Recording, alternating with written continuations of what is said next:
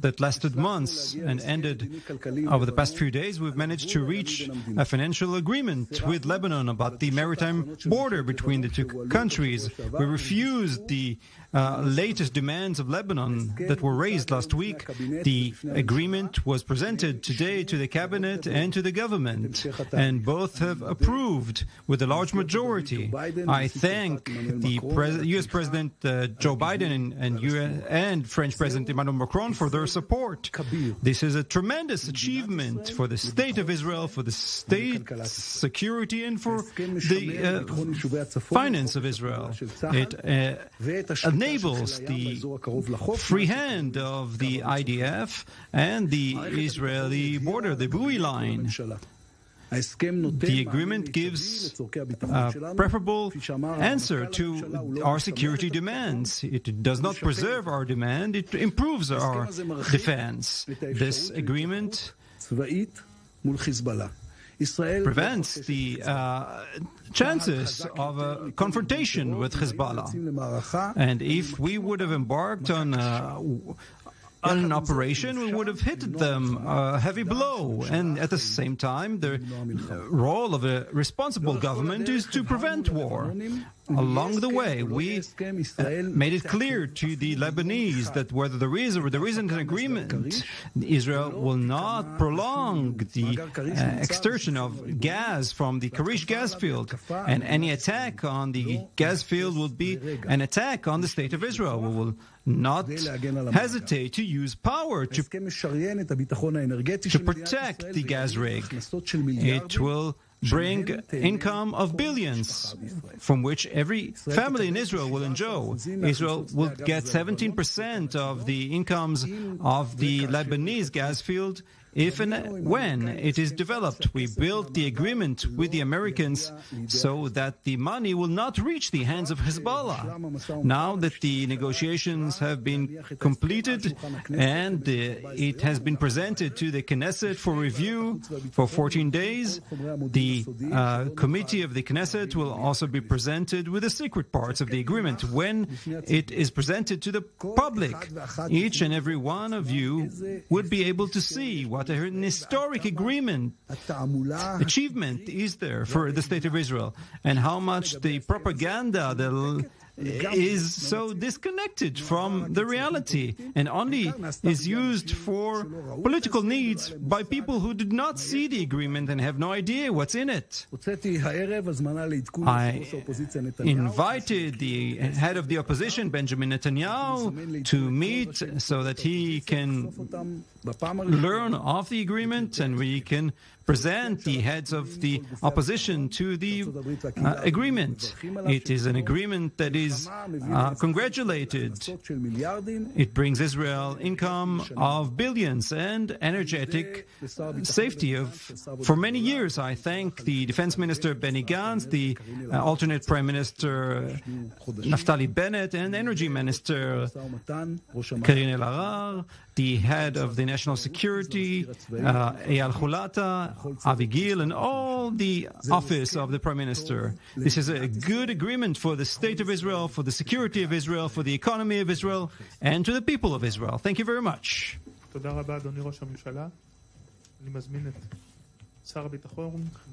Defense Minister Benny Gantz.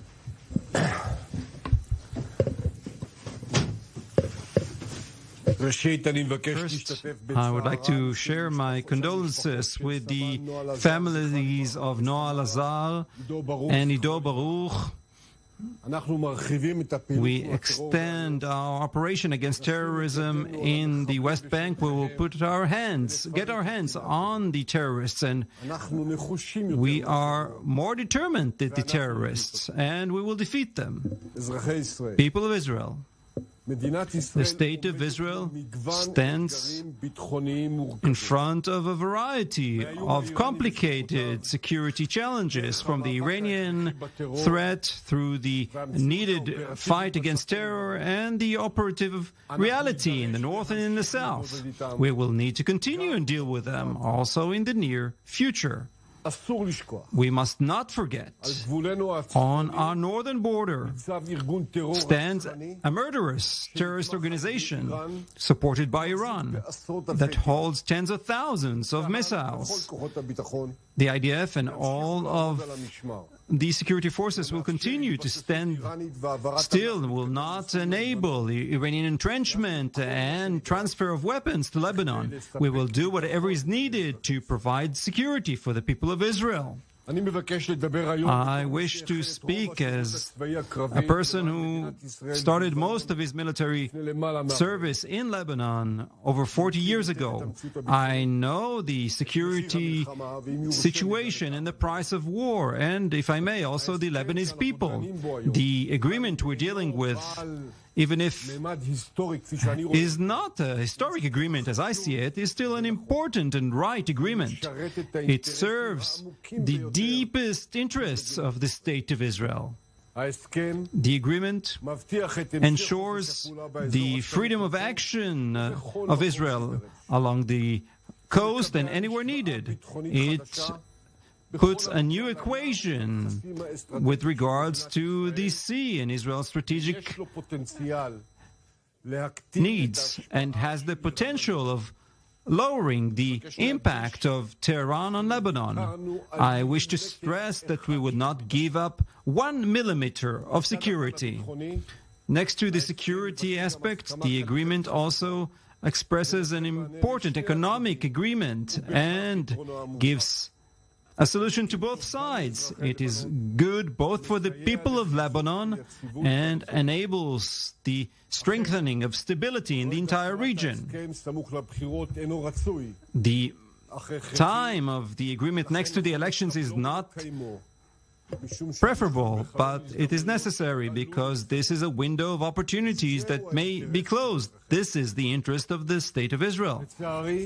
To my regret, we are being faced by political criticism by the head of the opposition, Netanyahu, that could hurt Israel's interests for political benefits. Netanyahu's objection is saddening and shows of his interest at this time. It would have been better if he would have acted with responsibility and would have helped to assist the agreement with political consensus, as I did with regards to the Abraham Accords. Finally, I wish to thank our American partners and partners from other countries in the region, and to the heads of the security establishment that have operated intensively over the past few months. I thank the Prime Minister, who leads and manages together with me and the Cabinet this important issue. Thank you very much.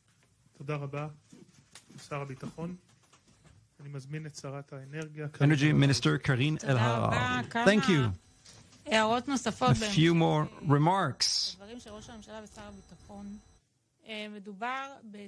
This is an agreement that includes strategic, security, and economic achievements. It found a solution not only to the buoy line and to the maritime border, but also for financial issues with regards to future development of the gas rig in dispute. We are seeing a major energy crisis in the world, and there is an importance of developing other sources that would provide gas to the entire world. It enables us to use our nature resources. We maintained our rights, and that we will receive the full financial solution to our needs.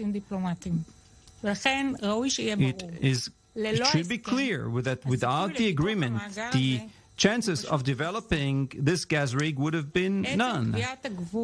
Setting the maritime border would enable regional stability and the arrival of other international companies for search and production of natural gas in our economic waters. In negotiations, we speak about settlements, but this is an agreement of win-win in terms of fulfilling the Israeli interests and also the interests of Lebanon. This agreement is a result of hard work of an inter-ministerial office of the energy, foreign, national security, and other bodies. I would like to thank the Prime Minister.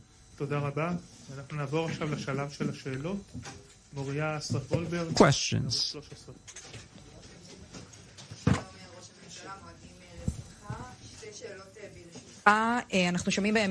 We hear a lot of criticism from the opposition about the fact that this agreement is not being approved by the Knesset, not only from the opposition, but also from within your own government.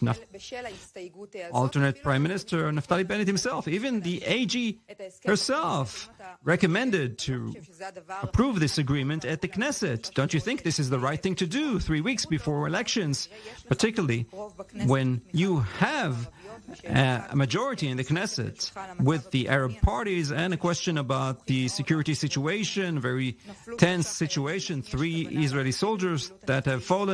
Will we see an increased IDF presence in the West Bank? I will answer the second question. That's got nothing to do with the elections. We will manage the security of Israel without any political considerations. There is an ongoing effort, particularly in Jenin and Nablus, but not only there. We made sure that life will continue as usual at this time. We saw the blessing of the Kohanim in the Kotel. We are spread out. The IDF, the Shin Bet, and the security forces are doing every effort since our very existence. We're fighting against terror, and we will continue to fight against terror. For this, we have the IDF, we have the Shin Bet. For this, we have the police. We need to support the security forces. We are holding regular assessments with all the security officials. As far as the agreement, the person who is responsible for international agreements is the government, and that who is responsible for the security of the State of Israel is myself and the Minister of Defense. This is the law. We will not avoid the responsibility. We are the ones who are managing international agreements. The Knesset, indeed, we are ahead of elections. It is not as if we brought an agreement before the elections. We worked on this agreement, and then the elections came by surprise, and then they met. There's a window of opportunity here, and there are arguments that have led us to this decision. The window of opportunity is with the fact that at the 31st of October, Michel Aoun will no longer be in office as the president of Lebanon. I do not see another opportunity in which we could bring together all the leaders of Lebanon to sign this agreement. This is something that is happening now. The second thing is the extraction of gas from Karish. We will pull out the gas from Karish. We don't ask for anyone's approval, but we do not pretend that it's not creating a risk, and we do not want to see an escalation. All of these things that come together make us understand that this is the right timetable.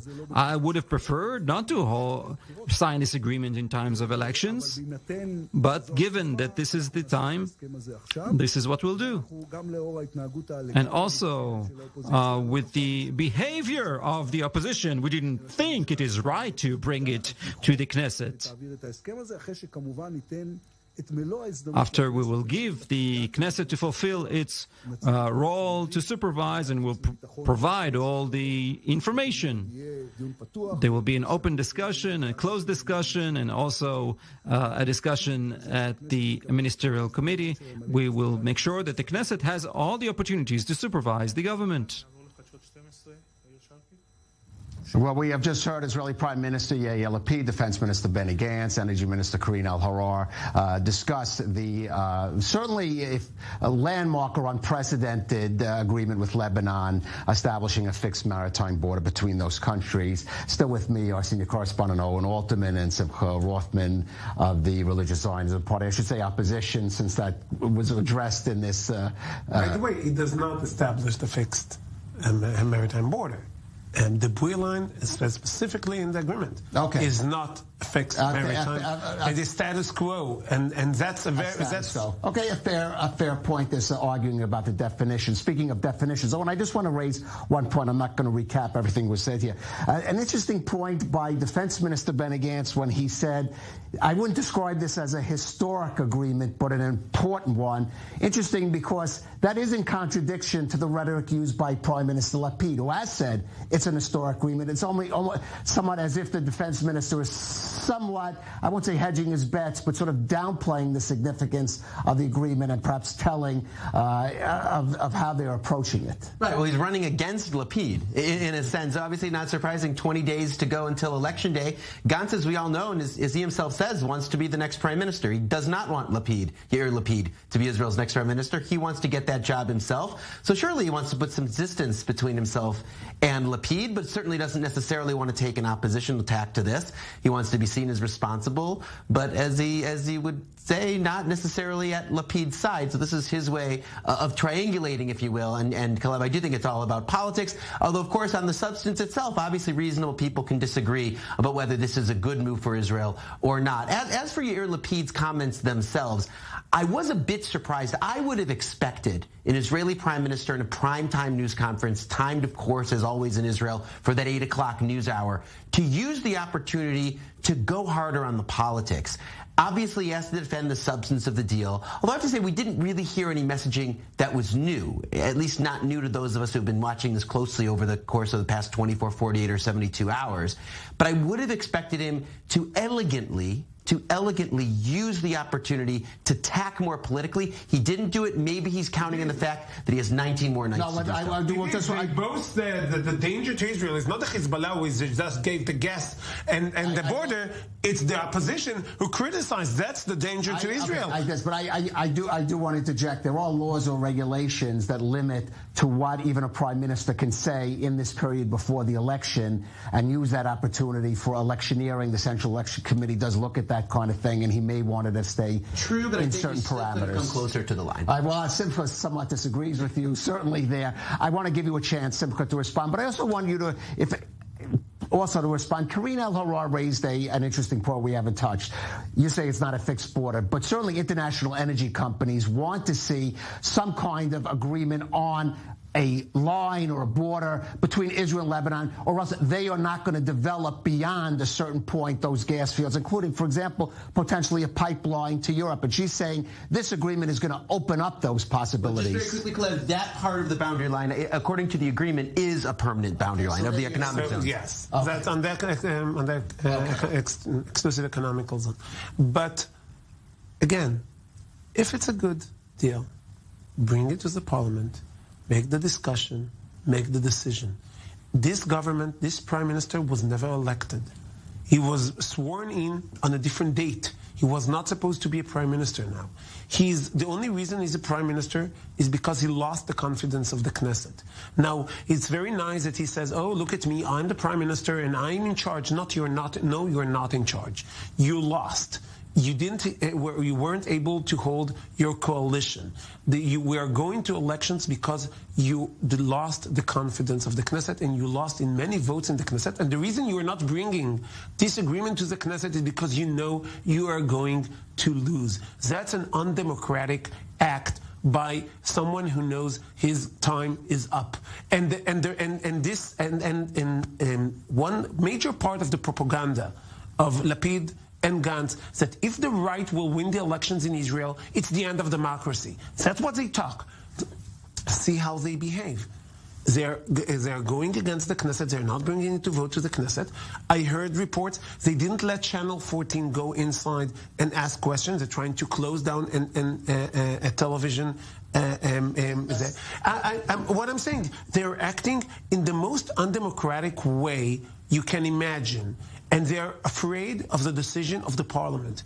And they're doing an agreement with a terrorist organization, transferring money to them, and they used the time that they got to attack the opposition in Israel for criticizing the document that they signed, and that international players that looked at it says, what happened to Israel? How did you cave so much? I just want to say Israel does have a legal system that allows recourse for the Supreme Court, which is the arbiter of those questions. I don't think it should be, but yes, it might be. And there is a rule of law in this country. No, I don't think it's okay. I'm just saying that there is a no, system. I'm saying yes. Fair enough. The fact, does this need a referendum according to the law? Yes, I think that's a decision for the Supreme Court, and it's sitting there waiting for a decision. Okay, well, we'll see what this is. Just to flesh it out, there isn't a law requiring this to go to the Knesset, but there is a norm, and that's essentially what the Attorney General said. She said it doesn't have to go to the Knesset, but it should. Right. Okay, that's true. And in past situation, the government committed that if any agreement will be reached in this kind of time that has implication on the border, something of significance, something of historical significance, as Lapid says, it should go to the Knesset. And when Gantz spoke about the Abraham Accords was brought to the Knesset and got more than 80 Knesset members to support them.